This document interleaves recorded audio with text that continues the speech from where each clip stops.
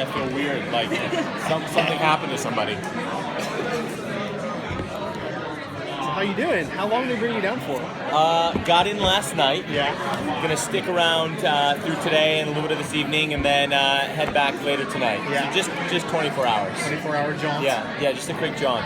Yeah. You had a chance to see anything yet, or just like You getting know, wheeled around? I haven't. Yeah, we've been just kind of zipping around to different rooms to talk about the show. And this morning I went for a run, so I got to see like all the insanity of people who had been like sleeping on the street waiting for different things. Oh yeah. Like near Legoland and all this wildness. So I saw a little bit of the hoopla, but I haven't really been in the mix. A lot of Pokemon hunters out early in the morning. What is this?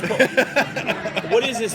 Can someone explain to me what the Pokemon hunting is? Go ahead. I haven't done it yet. You have your phone in front of you and you get to walk around, and on your phone it looks like it's just in camera mode, but a Pokemon will appear, and so it's not actually in front of you, but it looks like it's in front of you, and you're able to throw the Pokeball in the game and capture it. So it's like you're walking around the real world looking for them. Is this going to be the precursor to people probably wearing some sort of augmented reality glasses? It's AR instead of VR. It's augmented reality instead of virtual reality. And they're probably going to combine it when the technology becomes more easy for people to have it. Yeah. And that's weird, right? I mean, it's incorporating physical activity into video games, which is a really great frontier. That's right. People are moving. It's getting people out, and people are moving. But it's also kind of scary. And falling and tripping. Falling. The world is changing. So now that Jamie is back with the group, what's next? Yeah, so Jamie comes back. As you know, Chloe was killed in the last episode. So the team is now, the show starts to take a very kind of a dark turn. You know, Jackson's obviously under a lot of stress, a lot of duress from Chloe dying. And the overarching idea that this mutation is starting to affect humans becomes really intense. And there's this ticking time clock, too, of the government going to drop this gas to kind of eliminate the animals. Well, now the gas is also going to be able to eliminate humans, we think. So there's a lot of things that are starting to affect the group, but there's a ticking time clock. Me personally, for Jackson, he starts to find out a little bit more about his father and what his father's involvement was in making this animal mutation come to be.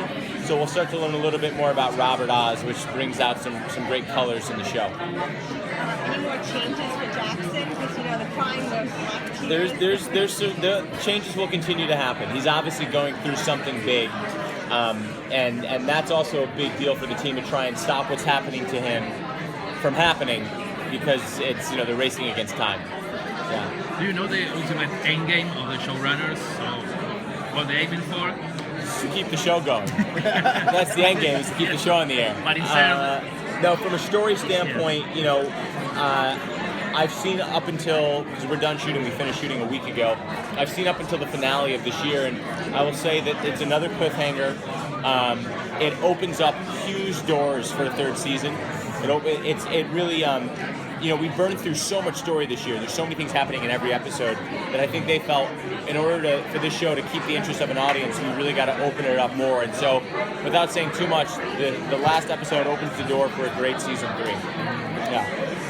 So we just met Mitch's stepmom. Any other family members just gonna pop off? I'll say this: there's a lot of family involved in this season. A lot of family from the past. A lot of family come to be in this season, so that's great. You get to see where the characters come from and how they interact in those environments. Yeah. Why do you think that apocalyptic stories are so, fad and fashionable in these later years? That zombies, aliens. Yeah, I think that people have always had an interest, like even with Planet of the Apes, and you go back to, Heston was in the original one, Charlton Heston. So you go back all this way, and people have always had an interest in how the world could end in a crazy way. It's I think a human thing to want to know. So that I think the shows reverberate with people. Thank you. Thank you very much.